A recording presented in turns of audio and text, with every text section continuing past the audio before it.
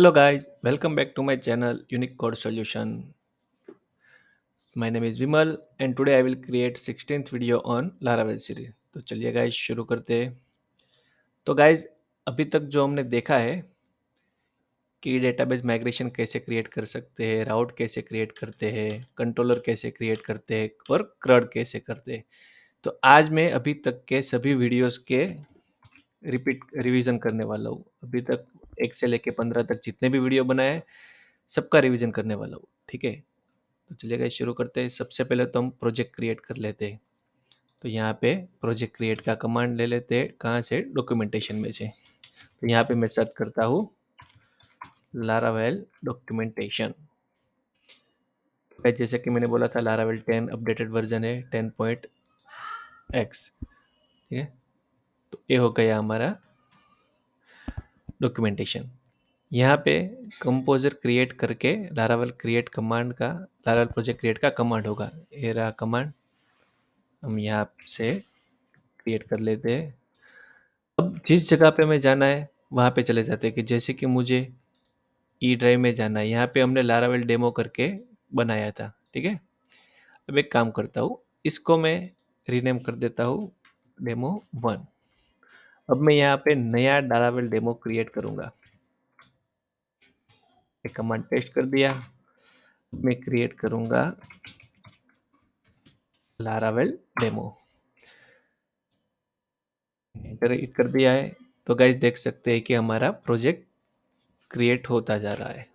ठीक है, तो जब तक ये प्रोजेक्ट क्रिएट होता है तब तक हम क्या करेंगे कि अपनी जो प्रोसेस है वो प्रोसेस स्टार्ट कर देंगे। जैसे कि ये हमारा वीएस कोड है, उसके अंदर हम अपने ये प्रोजेक्ट को ले लेते हैं।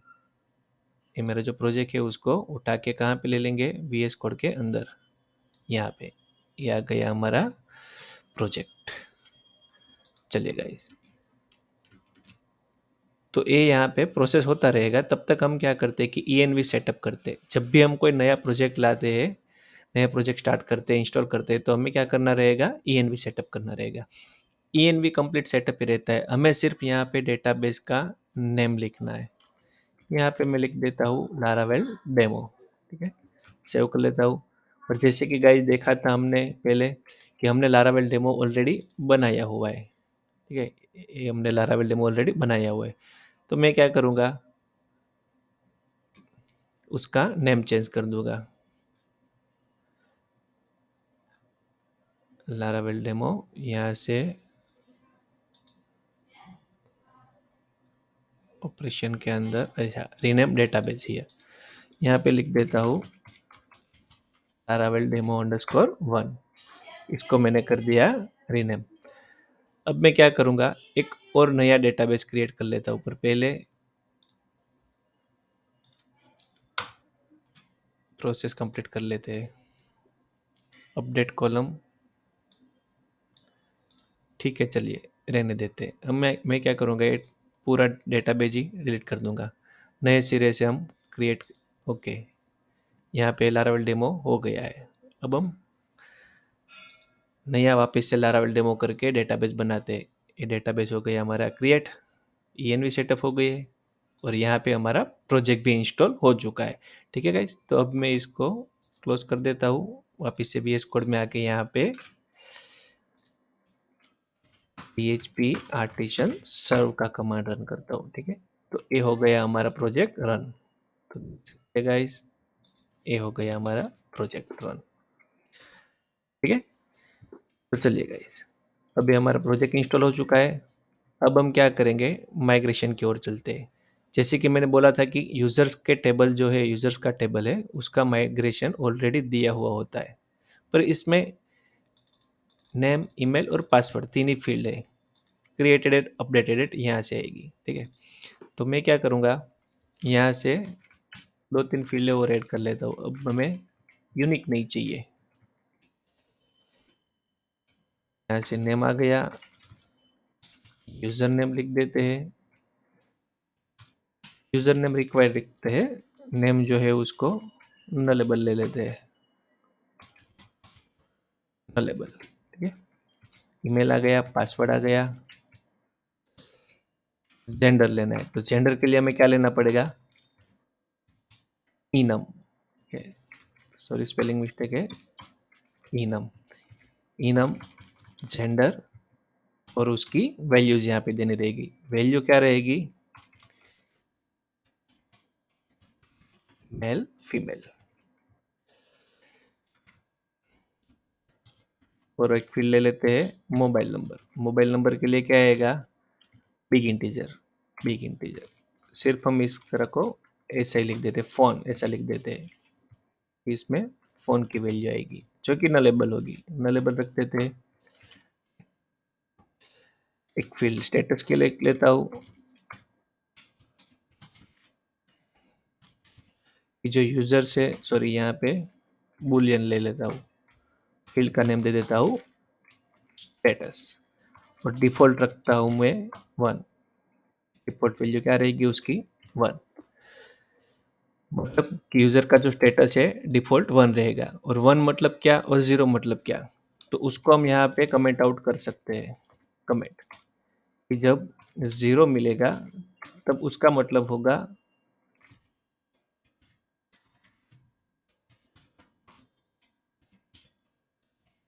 इनएक्टिव। यहाँ पे मैं स्पेस दे देता हूँ। जब 1 मिलेगा तब उसका स्टेटस क्या होगा? एक्टिव।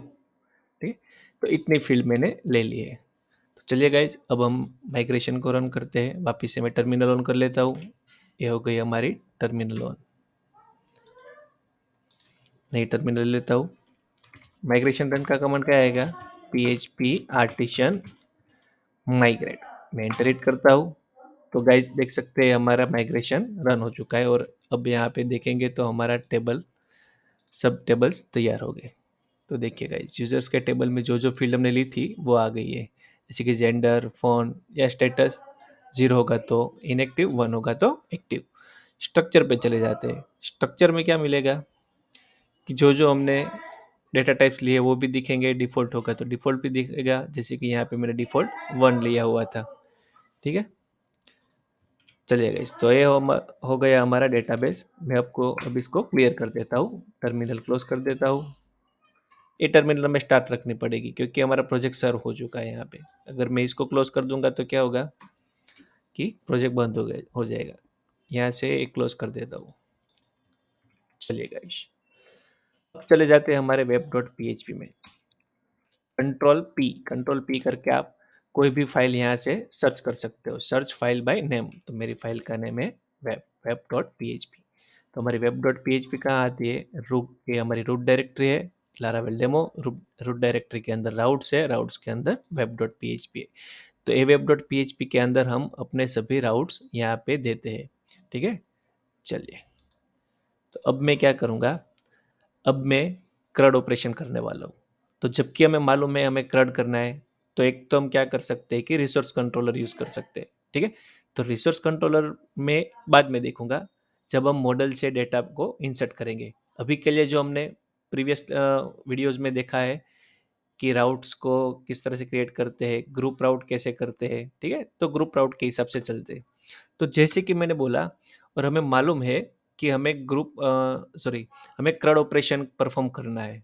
ठीक है, तो यहाँ पे मैं ऑलरेडी मुझे मालूम है कि यहाँ पे सभी जगह पे user create, user update, user delete, user edit ऐसा आएगा, यूज़र लिस्ट इस तरह से आएगा। तो मैं पहले से ही ग्रुप राउट तैयार करके रखता हूँ।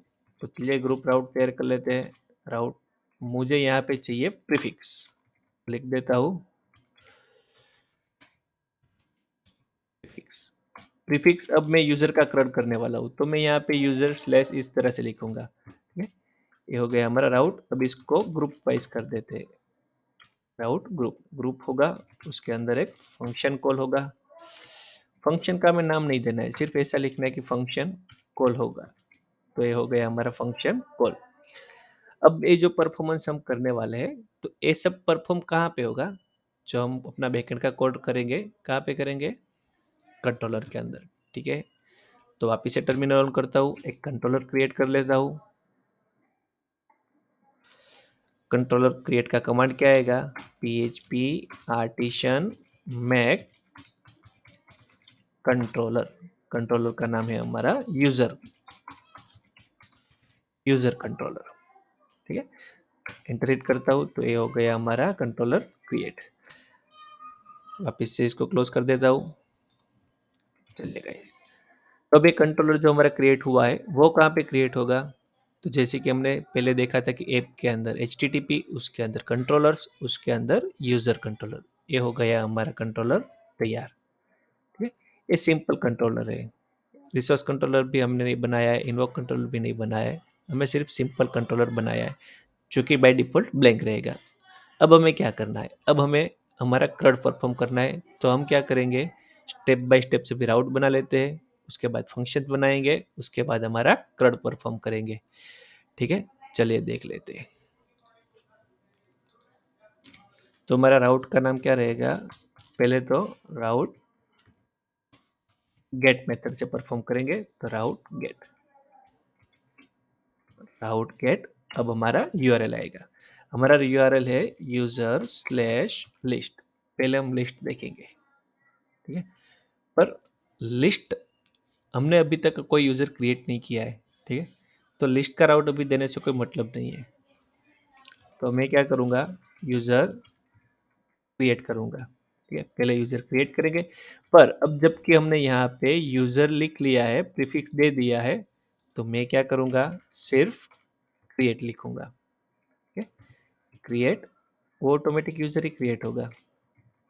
सॉरी, यूजर स्लेस क्रिएट ही आएगा। अब हमें यहाँ पे क्या करना है कि यूजर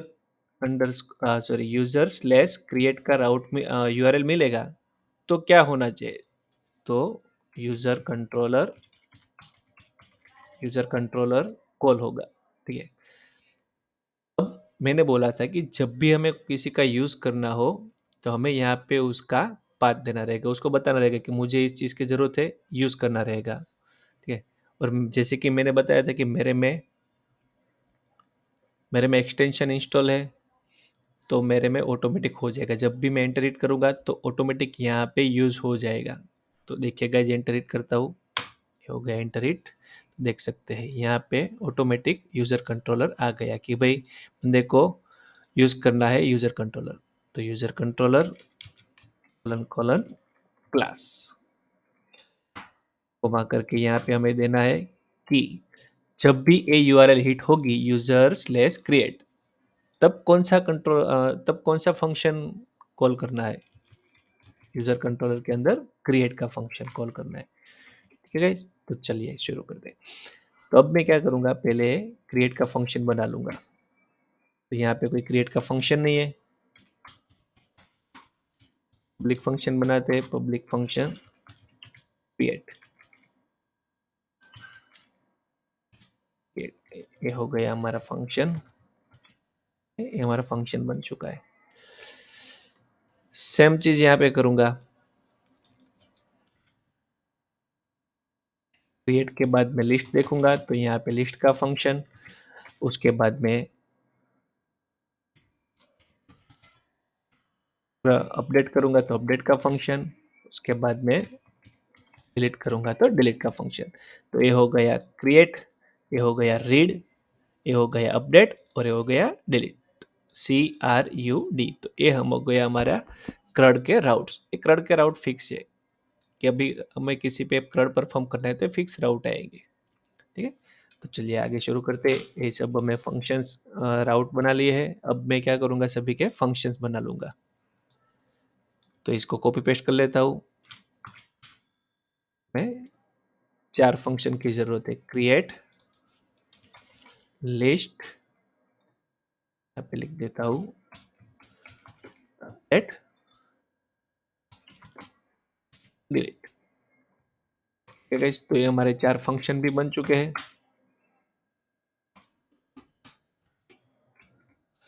कुछ हो गया, ठीक है, वापिस ओपन कर लेता हूँ। ये हमारे 4 राउट बन चुके हैं। चारों के चारों राउट कहाँ पे कॉल हो गए? यूजर कंट्रोलर कॉल होगा। यूजर कंट्रोल के अंदर यहाँ पे क्रिएट, लिस्ट, अपडेट और डिलीट के फंक्शन कॉल हो गए। तो ये हो गया हमारा ग्रुप राउट। हमने ये भी देखा था कि ग्रुप के अंदर ग्रुप भी कर सकते हैं। जैसे कि हम यहाँ पे यूज़ करना है मुझे कंट्रोलर, यूज़र कंट्रोलर, सभी राउट यूज़र कंट्रोलर में ही जा रहे हैं। ठीक है? तो मुझे बार-बार लिखने की ज़रूरत नहीं है, मैं इसका भी ग्रुप बना सकता हूँ। तो ठीक है? तो मैं ऊपर की लाइन कॉपी पेस्ट कर लेता हूँ। यहाँ पे ये लाइन भी कॉपी पेस्ट कर लेता हूँ, ये वाली लाइन, ठीक है? तो मैं क्या करूँगा यहाँ पे, ये प्रीफिक्स था, उसकी जगह में ये प्रीफिक्स का मतलब क्या होता था कि यूआरएल के आगे जो आता है फिक्स, जो जो यूआरएल में फिक्स है आगे, उसको प्रीफिक्स बोलते हैं। तो अब मुझे क्या करना है कि कॉमन कंट्रोलर चाहिए, कंट्रोलर का ग्रुप चाहिए। तो जो प्रीफिक्स था उसकी जगह पे क्या आएगा, कंट्रोलर।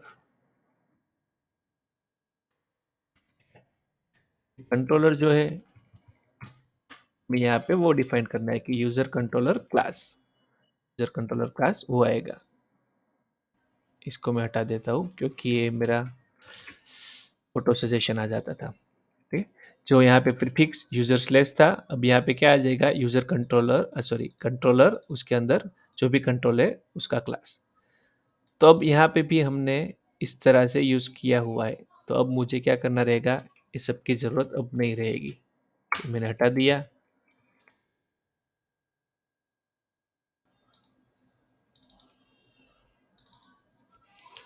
मैंने हटा दिया, लास्ट में से स्क्वायर ब्रैकेट भी हटा देता हूँ।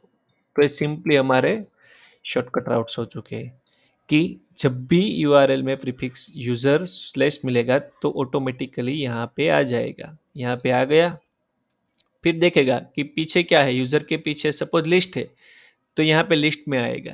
अभी लिस्ट आएगा तो क्या करेगा कि लिस्ट नाम का फंक्शन कॉल करेगा। ठीक है, लिस्ट नाम का फंक्शन कॉल करेगा, पर कहाँ पे, तो ऑलरेडी यहाँ पे वो अंदर आएगा, तब ऑलरेडी उसने पढ़ लिया था कि मुझे ये वाला कंट्रोलर ही कॉल करना है। ठीक है, तो उसको मालूम रहेगा कि यूज़र कंट्रोलर के अंदर क्रिएट का राउट है, वहाँ पे ही मुझे जाना है, तो वो वहाँ पे चला जाएगा। लिस्ट का फंक्शन हो तो लिस्ट पे चला जाएगा, अपडेट और डिलीट हो तो अपडेट और डिलीट पे चला जाएगा। ठीक है गाइस, चलिए अभी हम फंक्शन पे चले जाते हैं। तो सबसे पहले तो मुझे डेटा क्रिएट करना है, तो मुझे तो सबसे पहले डेटा चाहिए। तो मैं क्या करूँगा, एक डेटा का ऑब्जेक्ट बना लूँगा, डॉलर डेटा। चलिए डेटा का ऑब्जेक्ट बना लिया। अब मैं इसके अंदर कीज और वैल्यू डालूंगा, जैसे कि ये। अब हमारे पास कौन कौन सी फील्ड है, जैसे कि नेम है, तो मैं नेम इस तरह से दे देता हूँ।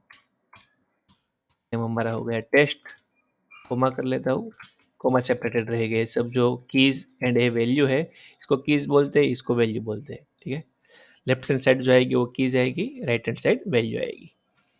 यहाँ पे मैं ले लेता हूँ यूजर नेम, जो कि हमारी फील्ड थी, इसको मैं टेस्ट यूजर दे देता हूँ। बाद हमारा आएगा ईमेल, दे देता हूँ test@gmail.com। यहाँ पे मैं लिख लूँगा ईमेल, उसके बाद आएगा पासवर्ड। तो यहाँ पे मैं पासवर्ड एंटर कर देता हूँ। पासवर्ड अभी के लिए इस तरह से लिख देता हूँ। ठीक है, सेव कर लेता हूँ। अब आएगी जेंडर, जेंडर में मैं मेल लिख देता हूँ। एक कीज हमारी क्या हो जाएगी, सेंडर। ठीक है, जेंडर। कौन सी फील्ड थी, मोबाइल नंबर,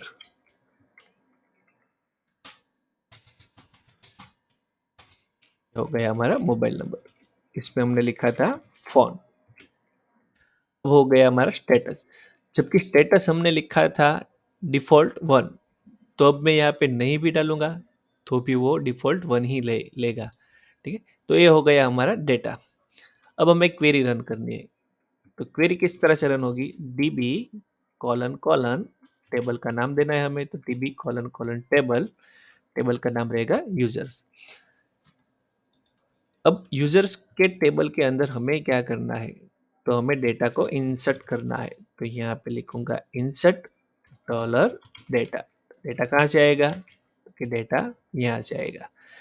अब जैसे मैंने बोला था कि हमें डीबी का यूज कर रहे हैं, जो भी ग्रीन कलर का आएगा हमें उसको यहाँ पे डिफाइन करना रहेगा। तो डीबी का यूज किया, तो मैं इसको डीबी का राउट दे देता हूँ। ठीक है, आ गया डीबी का राउट, सॉरी डीबी का पाथ दे देता हूँ यहाँ पे कि मुझे डीबी यूज करना है। ठीक है, तो इस क्वेरी से हमारा डेटा क्रिएट हो जाएगा। अब मैं इसको सिर्फ यहाँ पे ऐसा लिख देता हूँ, जैसे हमने यूज़र क्रिएटेड सक्सेसफुली लिखा था, तो मैं यहाँ पे लिख देता हूँ वहाँ पे एडमिन क्रिएटेड सक्सेसफुली लिखा था, यहाँ पे लिख देता हूँ यूज़र क्रिएटेड सक्सेसफुली। तो ए वाली क्वेरी से हमारा क्या होगा, डेटा क्रिएट हो जाएगा, इंसर्ट हो जाएगा। कहाँ पे, यूज़र्स के टेबल के अंदर। ठीक है, चलिए गाइस देखते हैं फंक्शन कब कॉल होगा। तो कंट्रोलर में वेब डॉट पी में जाते हैं, यहाँ पे देखते हैं कि क्रिएट नाम का फंक्शन कब कॉल होगा, जबकि उसको यूआरएल क्रिएट और आगे यूजर स्लेस, तो यूजर स्लेस क्रिएट की यूआरएल मिलेगी, तब ए फंक्शन कॉल होगा, तब डेटा क्रिएट होगा। ठीक है गाइस, तो चलिए देख लेते हैं। अभी यहाँ पे देखते हैं कि डेटा ब्लैंक है। ठीक है, कुछ डेटा नहीं है। चलिए गाइस, यहाँ पे यूजर अंडरस्कोर क्रिएट ये वाली यूआरएल है हमारी। मैं यहाँ पे एंटर हिट करता हूँ, एंटर।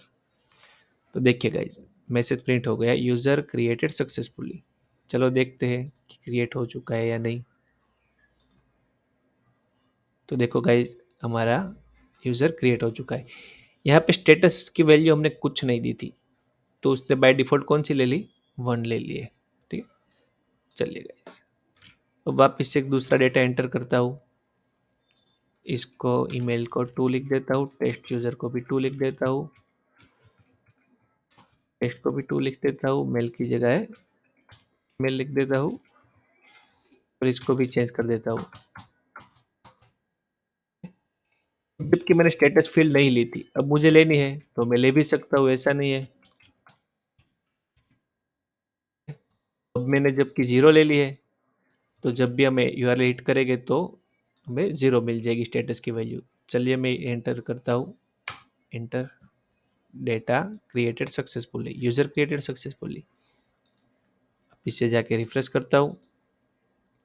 देखिए गाइस, सेकंड नंबर का डेटा आ गया। यहाँ पे फ़ोन नंबर चेंज किया था, जेंडर चेंज की हुई थी, स्टेटस चेंज किया था। स्टेटस जब हमने 0 लिखा तो उसने 0 दे दिया। जब कुछ भी नहीं लिखते तब क्या देगा, जो उसकी डिफ़ॉल्ट वैल्यू होगी वो। तो इससे हमें मालूम पड़ेगा कि यहाँ पे एक्टिव, इनएक्टिव ऐसा लिखने की ज़रूरत नहीं है, सिर्फ स्टेटस मेंटेन करा सकते हैं। ठीक है, चलिए अब ये दोनों field created at, updated at field.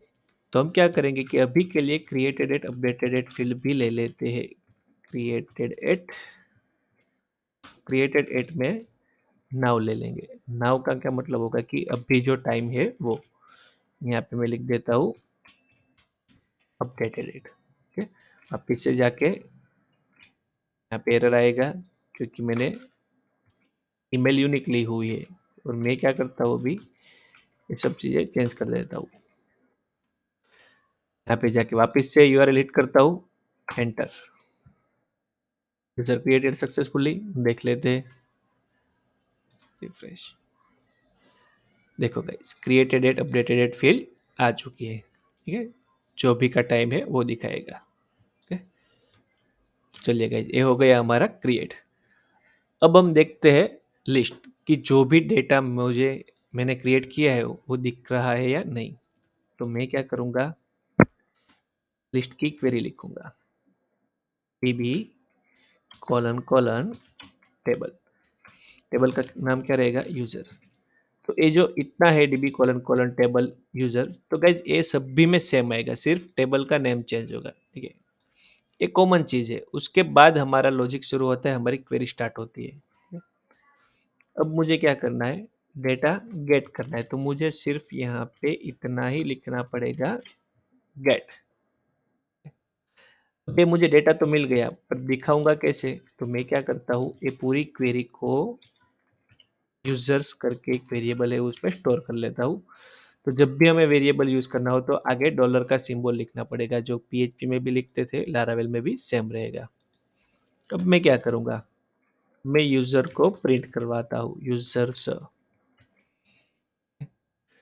List की मेरी यूआरएल क्या थी, यूजर स्लैश लिस्ट। चलिए हिट करते हैं, इसे वापिस यहाँ चला जाता हूँ, यूजर स्लैश लिस्ट, मैंने एंटर कर दिया। तो देखिए गाइस, ये आइटम्स मिली, उसके अंदर एरे मिल गए, उसके अंदर हमारा डेटा मिल गया। अगर गाइस हमें आइटम्स नहीं चाहिए, ये इल्यूमिनेट सपोर्ट कलेक्शन, ये जो है फॉर्मेट कलेक्शन फॉर्मेट पे नहीं चाहिए, तो हम इसको टू एरे कर सकते हैं कि जो हमें डायरेक्ट डेटा दिखाएगा। टू एरे सेव करता हूँ, वापिस से जाके रिफ्रेश करता हूँ, डायरेक्ट हमें डेटा दिखा दिया। तो ये जो टू एरे है वो सिर्फ हमारे डिबगिंग के लिए है, देखने के लिए कि हमें अंदर अंदर ना जाना पड़े, ठीक है। बाकी हम एक्सेस डायरेक्टली ही कर सकते हैं, ऐसे टू एरे लिखने की ज़रूरत नहीं है। जैसे कि मुझे यूज़र नेम गेट करना है तो डॉलर यूज़र लूप के अंदर dollar user of user name करूँगा तो यही मिलेगा सभी, ठीक है। मुझे टू एरे करके यूज़र नेम गेट करने की ज़रूरत नहीं है, ठीक है। ये हो गई हमारी लिस्ट। अगर ये लिस्ट को मुझे सिंगल सिंगल चाहिए तो मैं क्या करूँगा, लूप स्टार्ट कर दूंगा। फॉर ईच लूप ले लेता हूँ, यहाँ पे यूज़र से जितने भी यूज़र से उतनी लूप चलानी है और सभी यूज़र्स को यूज़र करके वेरिएबल के अंदर स्टोर करके मुझे दिखाना है। तो मैं यहाँ पे अभी डंप कर देता हूँ, डीडी नहीं करता हूँ, डॉलर यूज़र टू एरे, तो एक एक यूज़र दिखाएगा। इसको मैं कमेंट आउट कर देता हूँ, इसको इसे आपके रिफ्रेश करता हूँ, रिफ्रेश, टू एरे नहीं डिफाइन होगा, यहाँ पे कुछ गलत लिखा हुआ है।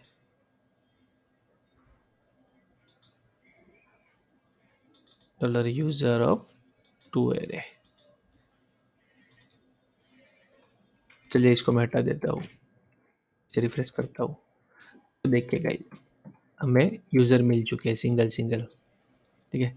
अब ये टू एरे क्यों वर्क नहीं हुआ, क्योंकि हमने ऑलरेडी यहाँ पे उसको अलग कर दिया है, ठीक है। मैंने क्या बोला था कि टू एरे हम यूज़ करेंगे तो हमें अंदर अंदर जाने की ज़रूरत नहीं, पर हमने इसको सिंगुलर फॉर्म में ला दिया है, एक एक एरे को गेट कर लिया है, तो अभी टू एरे की ज़रूरत नहीं है, ठीक है। वो डायरेक्ट सिंगल सिंगल ही दिखाएगा, ठीक है। तो लूप का first second at third index है, इंडेक्स 0 पे ए है, इंडेक्स 1 पे ए है, इंडेक्स 2 पे ए है, ठीक है। तो इस तरह से डेटा का लिस्टिंग कर दिया हमने। अभी इसमें से जिसको भी एक्सेस करना हो, इस तरह से सिंगल, मैंने क्या बोला था कि टू एरे लिखने की ज़रूरत नहीं है, हम सिर्फ यूज़र नेम करके सभी के यूज़र नेम गेट कर सकता हूँ। देखो मिल गए, टू एरे लिखने की ज़रूरत नहीं है, ठीक है। ये हो गया हमारा लिस्टिंग, इसको बोलते हैं डेटा रीड, ये हमने डेटा रीड कर लिया, ठीक है। अब आते हैं अपडेट पे।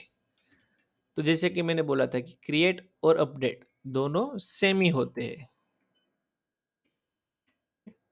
क्रिएट और अपडेट दोनों सेम ही होते हैं, पर इसमें थोड़ा सा अंतर है। डेटा तो सब जिसमें वो मिलेगा उतना ही यहाँ पे मिलेगा, ठीक है। इसकी क्वेरी क्या आएगी, db colon colon table, table का नाम लिख देता हूँ, यूजर्स, यहाँ पे अपडेट कर देता हूँ,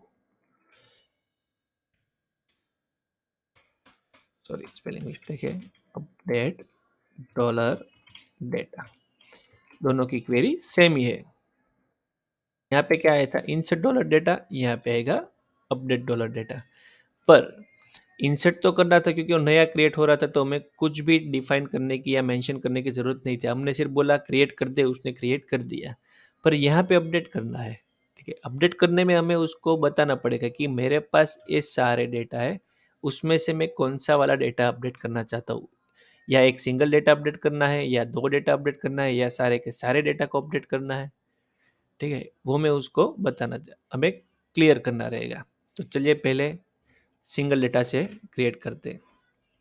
तो मुझे सपोज ऐसा डेटा ऐड करना है कि जिसकी आईडी 2 है, ये वाला डेटा ऐड करना है, ठीक है। तो उसको मैं दो तरीके से अपडेट कर सकता हूँ। चलिए गाइस, अब ये क्रिएटेड डेट अब यहाँ पे नहीं आएगा, जब डेटा अपडेट होता है तब क्रिएटेड डेट नहीं आएगा, ये सिर्फ वन टाइम ही आएगा, डेटा क्रिएट हो गया बस तुम्हारा काम खत्म, ठीक है। अपडेटेड डेट हर बार आएगा क्योंकि हमें मालूम पड़ सके कि बंदे ने लास्ट टाइम कब अपडेट किया था। मुझे क्या करना है कि यहाँ पे मुझे मेंशन करना है कि यूजर्स के टेबल के अंदर ये वाला डेटा अपडेट होगा, पर किसका, कौन सा, तो वेयर कंडीशन आएगी यहाँ पे, वेयर फिर जिसकी आईडी 2 है, ठीक है, जिसकी आईडी 2 है उसका मुझे डेटा अपडेट करना है, ठीक है। यहाँ पे मैं चेंज कर देता हूँ, चलो ईमेल 2 रहने देता हूँ, ईमेल मुझे अपडेट नहीं करना है, ठीक है। बाकी सब चीज़ें अपडेट हो जाएगी। ये जो चीज़ें थी वो डेटा जो आईडी 3 थी उसकी ये सब चीज़ें, ठीक है। मुझे 2 की, जिसकी आईडी 2 है उसको भी यही सेम चीज़ें देनी है। तो यहाँ पे मैंने लिख दिया कि जिसकी आईडी 2 है उसको ये चीज़ें मिल जाएगी, ठीक है। देखते हैं अभी। तो पहले देख लेते हैं कि डेटा 2 के अंदर कौन कौन से डेटा है। तो यहाँ पे सभी जगह पे 2 ये जो लिखा है वो 2 वाले का डेटा है, और यहाँ पे अपडेटेड फील्ड नहीं है, ब्लैंक है, क्योंकि इसने अभी तक डेटा अपडेट नहीं किया है, ठीक है। तो अब हम यहाँ पे जाके डेटा को अपडेट करते हैं। अपडेट की यूआरएल कौन सी थी? user/update। ओके, अभी एक चीज़ बाकी है, यहाँ पे मैं मैसेज प्रिंट करवाना है, user updated successfully, user create updated successfully.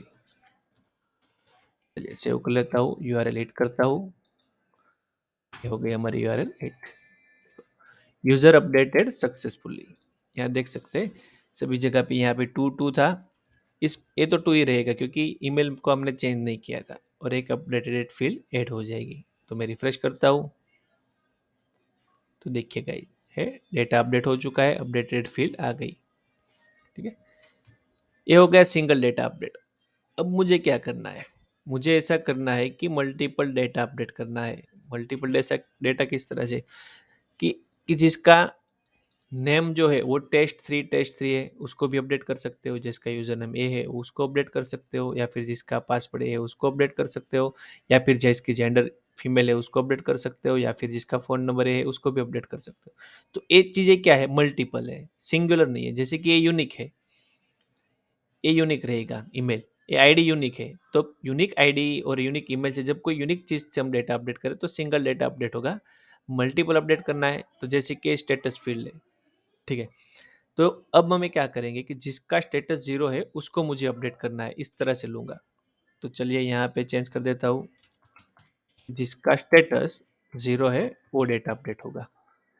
Data यहाँ पे 1111 कर देता हूँ, जो टेस्ट लिखा हुआ है यहाँ पे इस तरह से इस तरह से लिख देता हूँ, ठीक है। ईमेल जो है उसको मैं अपडेट नहीं करूँगा, तो मैं इसको यहाँ से हटा देता हूँ। मुझे ईमेल अपडेट नहीं करना है, क्योंकि ईमेल जब अपडेट होगी तो क्या होगा कि दोनों की ईमेल सेम हो जाएगी, तो एरर आएगी।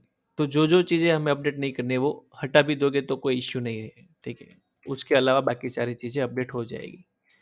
तो वापस से यहाँ पे एंटर करता हूँ, यूआरएल हिट करता हूँ, ये हो गई हमारी यूआरएल हिट। देख सकते हैं ये दोनों के डेटा चेंज हो जाएंगे,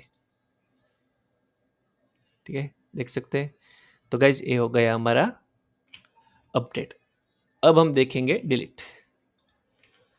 तो सेम चीज़, जो चीज़ ए है वही इसको इस तरह से ही करते हैं कि मुझे, अब मुझे यहाँ पे डेटा की ज़रूरत नहीं है, मुझे सिर्फ डिलीट ही करना है। तो मैं सिंपली ऐसे लिख देता हूँ डिलीट। सेम चीज़ है कि आपको मेंशन करना रहेगा कि डिलीट करना है तो कौन सा डेटा डिलीट करना है। तो जिसका स्टेटस 0 वही डिलीट कर सकते हैं, या फिर आईडी के थ्रू डिलीट कर सकते हैं, ठीक है। मैं क्या करूँगा कि 2 डेटा मुझे डिलीट करना है, तो यहाँ पे लिख देता हूँ यूज़र डिलीटेड सक्सेसफुली।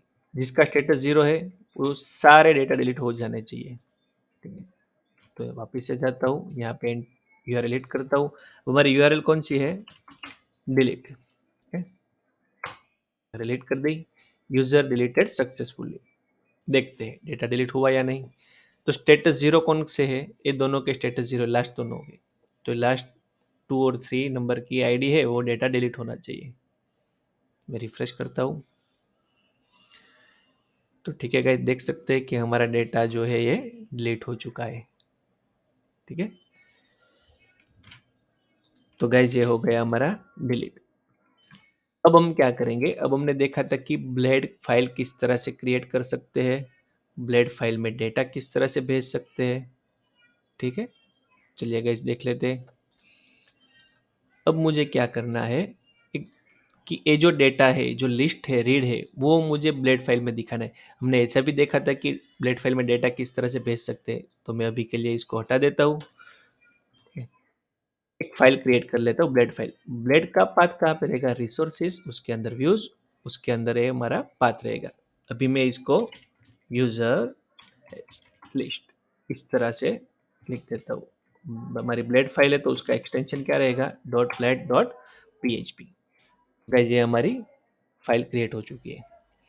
अब मैं यहाँ पे क्या करूँगा कि भाई आपको यहाँ से रिटर्न हो जाना है। रिटर्न रिटर्न तो हो गए, पर कहाँ पे जाना है, भाई कहीं पे जाना नहीं है, आपको एक पेज शो करवाना है।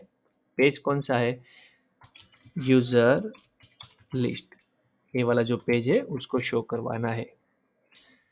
पेज तो शो कर लिया, पर साथ में आपको डेटा भी ले जाना है। तो किस तरह से ले जाओगे, तो एक तो मेथड है थी कॉम्पैक्ट करके, अभी के लिए हम कॉम्पैक्ट रखते हैं, बाद में हम विथ डेटा वाली लिखेंगे। तो भाई ये पेज पे चले जाओ और ये वाला डेटा लेके जाओ। अभी मैं इसको हटा देता हूँ। ठीक है गाइज, तो ये हमारी ब्लेड फाइल तैयार हो चुकी है। अब ये जो ब्लेड फाइल है उसमें हम हमारा कोई भी HTML का कोड कर सकते हैं। ठीक है, मैं यहाँ पे लिख देता हूँ यूजर लिस्ट। यूजर लिस्ट हमें कैसे दिखानी है वो हमारे ऊपर डिपेंड करता है। सपोज मुझे टेबल के अंदर दिखाने हैं, तो मैं इसको टेबल ले लूंगा। टेबल के अंदर क्या आएगा, टी हेड के अंदर टी आर के अंदर TH। यहाँ पे आएगा मेरा नेम, यहाँ पे यूजर नेम, यहाँ पे मैं ले लेता हूँ ईमेल, यहाँ पे मैं ले लेता हूँ मोबाइल नंबर, यहाँ पे मैं ले लेता हूँ जेंडर। बस मुझे इतनी फील्ड ही दिखानी, बाकी की नहीं दिखानी, तो मैं यहाँ तक रखता हूँ। हो गया टी हेड, अब होगा टी बॉडी। ये आ गया हमारा टी बॉडी। फिर टी बॉडी में भी सेम चीज आएगी, टी आर के अंदर TD। ठीक है, पर अब मैं क्या करूंगा, जैसे कि हमने देखा था यहाँ पे कि फॉर ईच लूप चला के हमने डेटा गेट किया था, तो सेम चीजें फॉर ईच चला के यहाँ पे गेट करूंगा डेटा। फॉर ईच लूप, ये होगी हमारी फॉर ईच लूप। तो guys same he for each loop है, पर हमें क्या करना रहेगा यहाँ पे, जैसे हमने पहले देखा था कि एट द रेट करना रहेगा, और जो भी इफ कंडीशन है लूप है चलाते उसको एंड करना रहेगा। तो ये स्टार्ट हो गई, ये यहाँ पे एंड हो गई। अब मैं इस रो को इसके अंदर ले लेता हूँ। ठीक है, रो इसके अंदर आ गई। यहाँ पे टेबल की बॉर्डर दे देता हूँ, टेबल बॉर्डर 1, तो थोड़ा लुक दिखेगा। चलिएगा, अब ये हमारा हो गया आइटम, एक कलेक्शन, पर हमने कलेक्शन तो कुछ भेजा नहीं है, तो हमें एरर आएगी। चलिए देख लेते हैं पहले। वापिस से मैं यहाँ पे जाता हूँ, यूआरएल कौन सी थी हमारी, यूजर स्लैश लिस्ट। देखिए गाइस एरर आ गई कि अनडिफाइंड वेरिएबल कलेक्शन। तो कलेक्शन तो था नहीं, हमने क्या भेजा था, तो यहाँ पे देख सकते हैं हमने क्या भेजा था, यूजर्स भेजा था। तो चलिए गाइस डॉलर यूजर्स, इसको हम ले लेता हूँ यूजर के अंदर। अब ये लारावेल है, तो हमें किस तरह से डबल कर्ली ब्रैकेट के अंदर ब्लेड फाइल में लारावेल को यूज कर सकते हैं। तो यूजर रहेगा, फिर हमें चाहिए उसका नेम, तो उसका नेम रहेगा। उसके बाद चाहिए यूजर नेम, तो यूजर नेम रहेगा। उसके बाद चाहिए ईमेल, तो ईमेल,